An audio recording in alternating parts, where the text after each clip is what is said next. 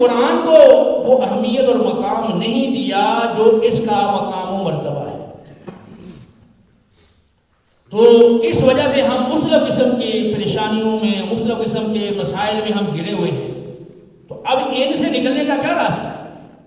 راستہ یہی ہے کہ ہم اپنی کوتاہی کو دور کریں. وہ ہماری کوتاہی کیا ہے کہ قرآن سے ایک طرح کی لا تعلقی یا قرآن سے بے پرواہی اور غفلت، یہ ہمارے سارے مسائل کی مین وجہ ہے. تو اب ہم اس کوتاہی کی معافی مانگے اللہ کی بارگاہ میں اور اپنے تعلق کو قرآن سے بحال کر لیں.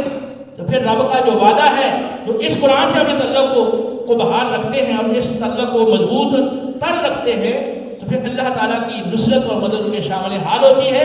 پھر وہ 313 بھی ہوں کہ میدان بدر میں لشکر جرار پر جو 1000 افراد پہ مشتمل اور ان کے پاس گھوڑے اور دیگر جنگی ساز و سامان بکثرت موجود تھا، تو وہ 313